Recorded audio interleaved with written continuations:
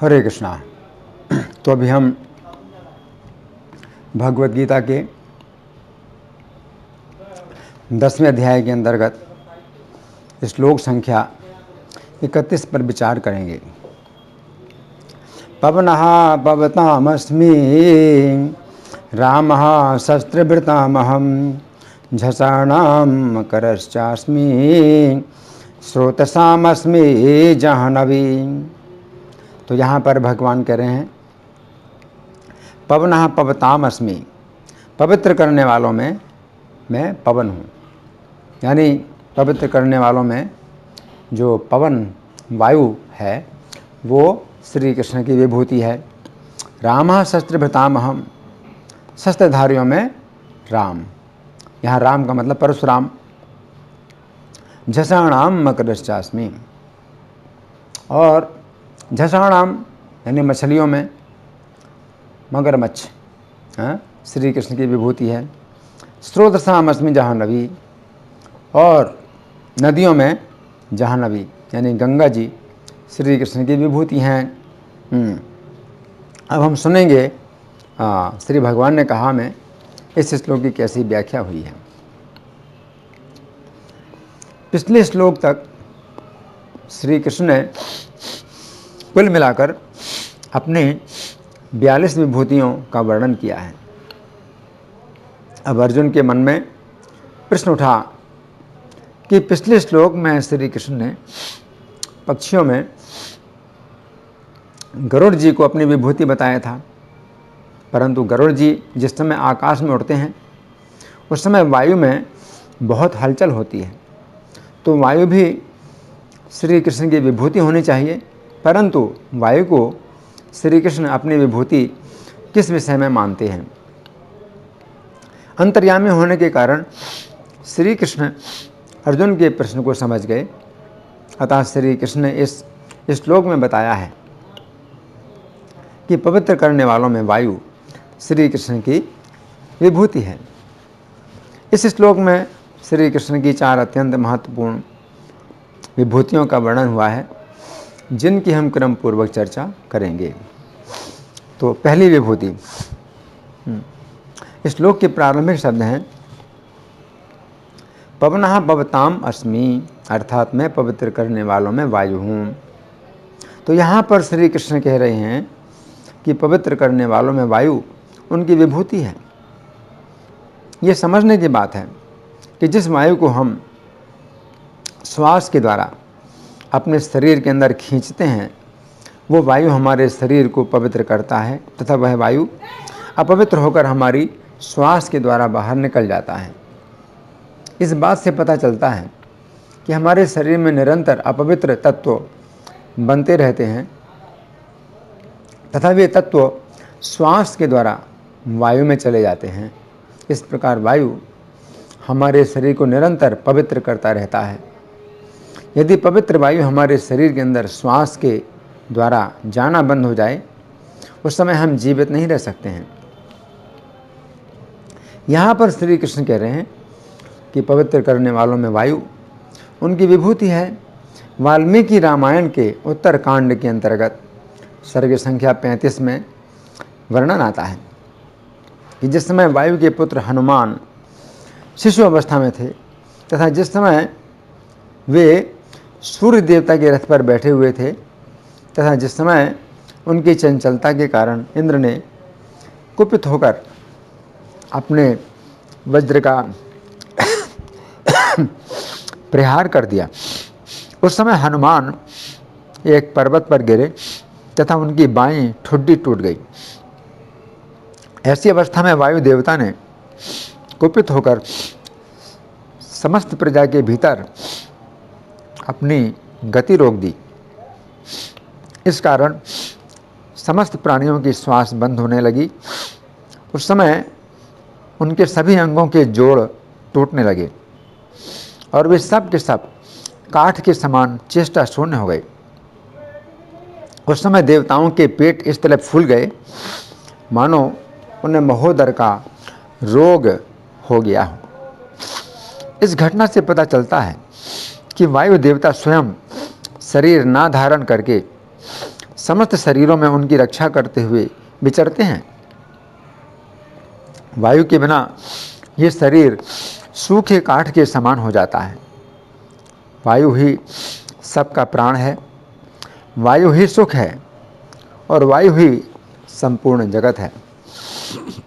वायु ही जगत की आयु है। ऐसी स्थिति में ब्रह्मा जी की आज्ञा से सभी देवताओं ने वायु देवता को प्रसन्न करने के लिए उनके पुत्र को अपने अपने वरदान दिए। इस प्रकार वायु देवता प्रसन्न हुए तथा सभी प्राणियों की रक्षा हुई। तो यहाँ पर यही बात समझ में आती है कि यदि वायु हमारे शरीर में अपना संचार बंद कर देगा तो हमारे शरीर का पवित्रीकरण बंद होने के कारण शरीर में इतनी अधिक अपवित्रता बढ़ जाएगी कि शरीर कार्य नहीं कर सकेगा। तो यहाँ पर श्री कृष्ण कह रहे हैं कि पवित्र करने वालों में वायु श्री कृष्ण की विभूति है। अब दूसरी विभूति, इस श्लोक में आगे के शब्द हैं रामः शस्त्रभृताम अहम, अर्थात मैं शस्त्रधारियों में राम हूँ। ये बात समझने की है कि शास्त्रों में 3 रामों का वर्णन आता है। एक राम तो दशरथ के पुत्र हैं, दूसरे राम श्री कृष्ण के बड़े भाई हैं तथा तीसरे राम जमदग्नि के पुत्र राम हैं। अब हम तीनों रामों के विषय में विचार करेंगे। यहाँ पर श्री कृष्ण कह रहे हैं कि शस्त्रधारियों में श्री राम उनकी विभूति हैं। तो यहाँ पर श्री कृष्ण शस्त्रधारी राम की बात कर रहे हैं, परंतु दशरथ पुत्र श्री राम तो धनुषधारी के रूप में प्रसिद्ध हैं। धनुष से जो बाण छोड़े जाते हैं वे शस्त्र नहीं होते हैं बल्कि अस्त्र होते हैं। अस्त्र का अर्थ है ऐसा हथियार जो हाथों से छूटकर दूर जाता है, तथा शस्त्र का अर्थ है ऐसा हथियार जो हाथ में पकड़ा जाता है तथा हाथ में पकड़े हुए ही शत्रु पर प्रहार किया जाता है। तो यह बात समझने की है कि श्री राम शस्त्रधारी नहीं हैं बल्कि अस्त्रधारी हैं। इसका अर्थ है कि यहाँ पर श्री कृष्ण दशरथ पुत्र श्री राम की बात नहीं कर रहे हैं। अब यहाँ पर श्री कृष्ण कह रहे हैं कि शस्त्रधारियों में श्री राम उनकी विभूति हैं। अब यहाँ पर प्रश्न उठता है कि क्या रोहिणी पुत्र बलराम शस्त्रधारी हैं? एक दृष्टि से तो ये बात कही जा सकती है कि रोहिणी पुत्र बलराम शस्त्रधारी हैं, क्योंकि उनके हाथों में हल तथा मूसल ये 2 वस्तुएं हैं जो उनके हाथों से कभी भी नहीं छूटती हैं। हल के द्वारा वे शत्रु को खींचते हैं तथा मूसल के द्वारा वे शत्रु को चूर्ण कर देते हैं। परंतु एक समस्या यह है कि हल तथा मूसल ये 2 वस्तुएं शस्त्रों की सूची में नहीं आती हैं। बलराम के अतिरिक्त और कोई भी व्यक्ति इन वस्तुओं को शस्त्र के रूप में धारण नहीं करता है। अतः निष्कर्ष यही निकलता है कि शस्त्र के रूप में धारण कि यहाँ पर शस्त्रधारी के रूप में बलराम की बात नहीं आई है। अब यहाँ पर श्री कृष्ण कह रहे हैं कि शस्त्रधारियों में श्री राम श्री कृष्ण की विभूति हैं। अब यदि हम विचार करें तो परशुराम जी के ही विषय में यहाँ पर वर्णन किया गया है। ये बात प्रसिद्ध है कि इन राम को परशुराम कहा जाता है क्योंकि ये सदा अपने हाथ में परशु अर्थात फरसा धारण करते हैं।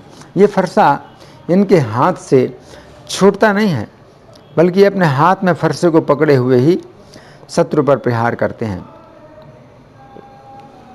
तो यहाँ पर श्री कृष्ण कह रहे हैं कि शस्त्रधारियों में परशुराम जी उनकी विभूति हैं।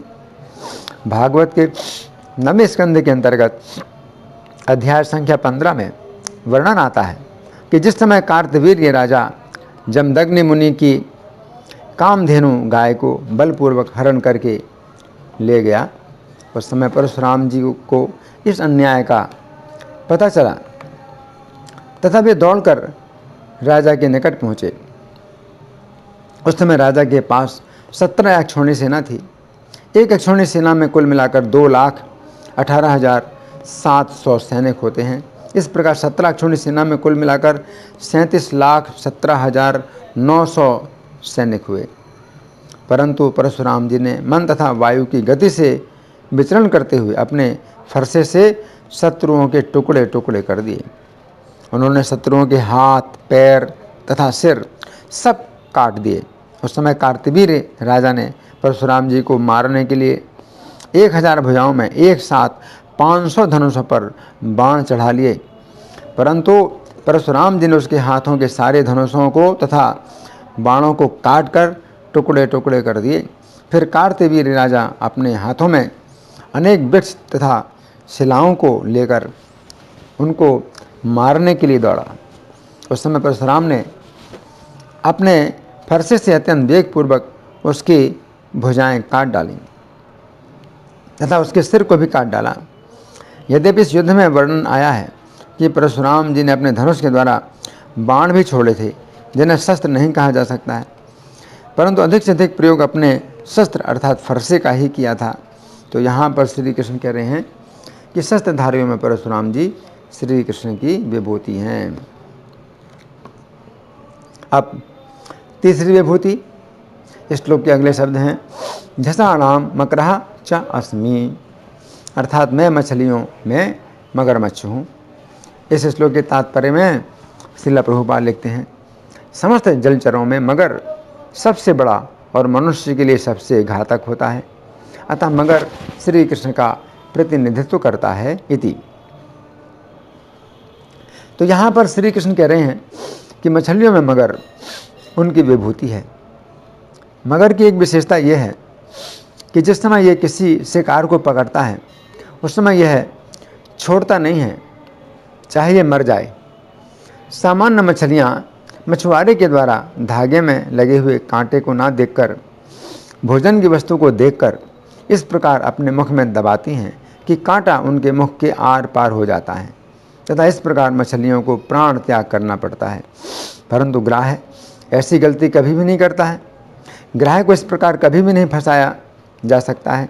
ग्राह्य पहले अच्छी प्रकार निर्णय कर लेता है कि वो किस वस्तु को अपने मुख में ग्रहण कर रहा है, परंतु जिस समय वो सही शिकार को अपने मुख में ग्रहण कर लेता है फिर उसे नहीं छोड़ता है।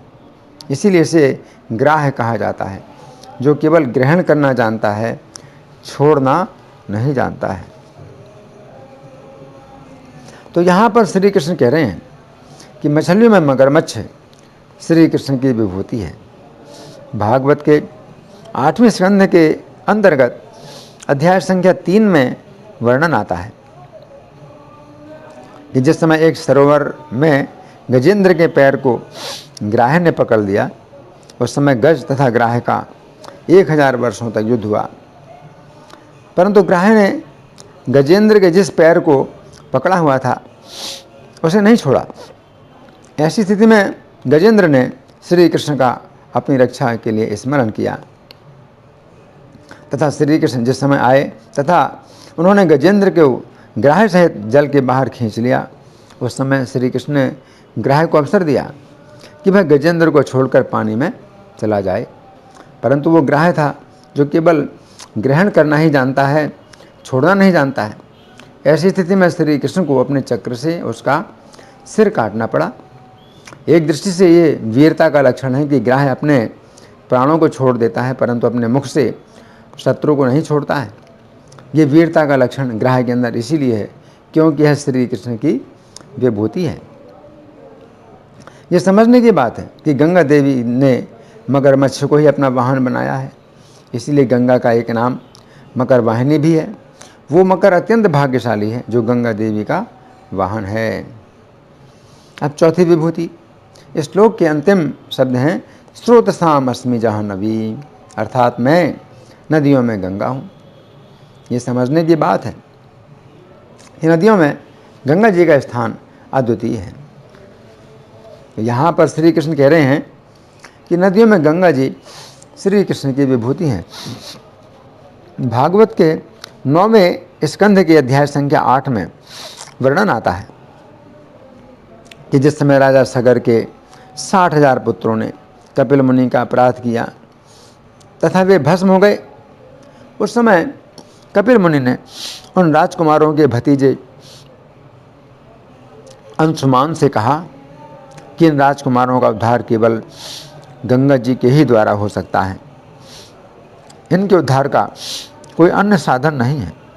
इसका अर्थ है कि गंगा जी में ही इतनी क्षमता है कि किसी भी पापी के शरीर की भस्म अथवा हड्डी भी यदि गंगा जल के संपर्क में आ जाती है तो उस पापी का नरक से उद्धार हो जाता है।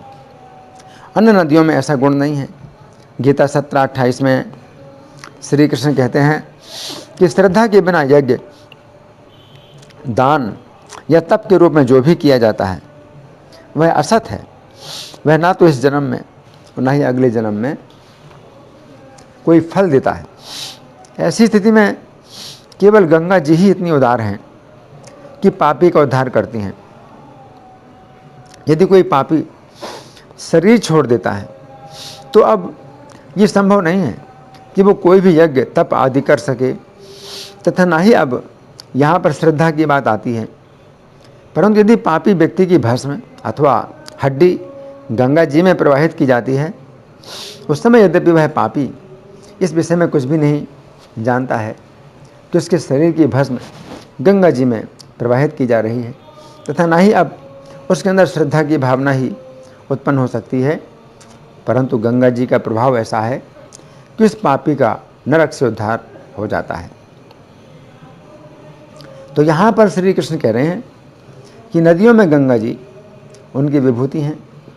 भागवत के 5वें स्कंध के अंतर्गत अध्याय संख्या 17 में वर्णन आता है कि जिस समय श्री कृष्ण महाराज बलि की यज्ञशाला में वामन देव का रूप धारण करके प्रकट हुए, उस समय उन्होंने अपने बाएं पैर को ब्रह्मांड के छोर तक फैला दिया और अपने पैर के अंगूठे से उसके आवरण में एक छिद्र बना दिया। इस छिद्र से निकले कारण समुद्र के विशुद्ध जल ने गंगा नदी के रूप में इस ब्रह्मांड में प्रवेश किया। श्री कृष्ण के चरण कमलों को जो केसर से लेपित थे, धोने से गंगा का जल अत्यंत मनोहर गुलाबी रंग का हो गया। गंगा के दिव्य जल के स्पर्श से क्षण भर में प्राणियों के मन के विकार शुद्ध हो जाते हैं, किंतु इसका जल सदैव शुद्ध रहता है। चूँकि इस ब्रह्मांड में प्रविष्ट होने से पूर्व गंगा प्रत्यक्ष रूप से श्री कृष्ण के चरण कमलों का स्पर्श करती हैं, इसलिए ये विष्णुपदी कहलाती हैं। बाद में इनके अन्य नाम पड़े, यथा जाह्नवी तथा भागीरथी। 1000 युगों के बाद ये गंगा जी ध्रुवलोक में उतरी। ध्रुव महाराज ये जानकर कि गंगा जी श्री कृष्ण के चरण कमल को पखारती हैं, आज तक अपने सिर पर भक्तिपूर्वक धारण करते हैं। चूँकि वे अपने हृदय में श्री कृष्ण का निरंतर चिंतन करते रहते हैं, फलतः वे अत्यंत उत्कंठित रहते हैं और उनके नेत्रों से अश्रु की धारा बहती है तथा शरीर पुलकायमान रहता है। तो यहाँ पर श्री कृष्ण कह रहे हैं कि नदियों में गंगा जी उनकी विभूति हैं। इस श्लोक के बंगाली पद्यानुवाद में श्रील प्रभुपाद लिखते हैं, वेगवान मध्य आमी हई से पवन, शस्त्रधारी मध्य से आमी परशुराम, जलचर मध्य आमी है छी मकर, जाह्नवी आमार नाम मध्य नदी वर। तो यहाँ पर श्री कृष्ण अर्जुन से कह रहे हैं, जलचर मध्य आमी है छी मकर, अर्थात हे अर्जुन, जिस प्रकार मछलियों में मगरमच्छ श्रेष्ठ है, उसी प्रकार मैं सभी जीवों में श्रेष्ठ हूँ, अतः तुम मेरे भक्त बनो। तो ये जो श्लोक है 4 प्रकार की विभूतियों का वर्णन कर रहा है। जो चौथी विभूति हैं वो जाह्नवी गंगा जी, नदियों में गंगा। तो नदियों में गंगा इतना अधिक श्रेष्ठ हैं कि जब तक ये नहीं पृथ्वी पर आई, तब तक राजा सगर के 60,000 पुत्रों को नरक से छुटकारा नहीं मिला। और कपिल भगवान की आज्ञा से अंशुमान ने तपस्या की थी और वो गंगा जी को नहीं ला पाए। फिर अंशुमान के पुत्र हुए दिलीप, उन्होंने तपस्या की, वो भी गंगा जी को नहीं ला पाए। फिर दिलीप के पुत्र हुए भगीरथ, उन्होंने तपस्या की, जब तपस्या की तो गंगा जी चूँकि आना नहीं चाहती थी पृथ्वी पर, हाँ, क्योंकि उन्हें पापी लोग दूषित करेंगे, अपने पापों से दूषित करेंगे। तो उन्होंने भगीरथ को जो है ये कहा कि पापी लोग मुझे दूषित करेंगे, इसलिए मैं नहीं आना चाहती। तो भगीरथ ने उत्तर दिया कि माता, पापी लोग अपने पापों को आपके जल में ज़रूर धोएंगे, लेकिन जो श्री कृष्ण के भक्त आपके जल में स्नान करेंगे तो उनके स्नान से, उनके स्पर्श से आपके सब पाप जो है दूर हो जाएंगे। तो इस प्रकार से जब भगीरथ ने आश्वासन दिया तब गंगा जी पृथ्वी पर आईं। और गंगा जी का नाम भागीरथी इसलिए पड़ा क्योंकि भगीरथ ने बहुत प्रयास किया था। भगीरथ ने गंगा जी को लाने के लिए पहले तो तपस्या की गंगा जी, फिर गंगा जी नहीं आना चाहती हैं। गंगा जी के वेग को कौन धारण करेगा, तो शिव जी को प्रसन्न किया। फिर शिव जी प्रसन्न हुए तो गंगा जी की एक धारा जो है कैलाश पर्वत में आती है, शिव जी के जटाओं से होते हुए हिमालय पर्वत में आती है। और फिर गंगा जी को लेके जब भगीरथ आए तो समुद्र तक अभी पहुंच नहीं पाए, जहां समुद्र के तट पर उनके पूर्वजों के 60,000 जो पूर्वज थे तो उनकी भस्म पड़ी हुई थी। तो उसके पहले ही जाहनु द्वीप, एक नवद्वीप में द्वीप पड़ता है जहाँ से गंगा जी गुजर रही थी। और जाहनु मुनि के आश्रम को बहा दिया तो जाहनु मुनि पी गए गंगा जी को। और भगीरथ के लिए फिर से समस्या हो गई कि अब गंगा जी जो है पी गए, महर्षि पी गए, अब हमारे पूर्वजों का उद्धार कैसे होगा। तो फिर जाहनु मुनि को प्रसन्न किया। तो जाहनु मुनि ने फिर गंगा जी को अपने कान से निकाला। तो इस प्रकार से गंगा जी फिर जाह्नवी भी कहलाई, जाहनु मुनि की पुत्री भी कहलाई। तो भगीरथ ने जो प्रयास किया गंगा जी को लाने के लिए, वो बड़ा कठोर प्रयत्न था, परिश्रम था। इसलिए कई बार हम कहते हैं कि कोई काम बड़ी कठिनाई से अगर किया जाता है तो कहा जाता है कि इसमें तो भगीरथ प्रयास हुआ, है ना। तो राजा भगीरथ की फिर ये पुत्री कहलाई, इसलिए भागीरथी इनका नाम है। तो इस प्रकार से गंगा जी भगवान श्री कृष्ण की विभूति हैं जो कि इस पृथ्वी पर आई हैं। धन्यवाद। हरे कृष्णा।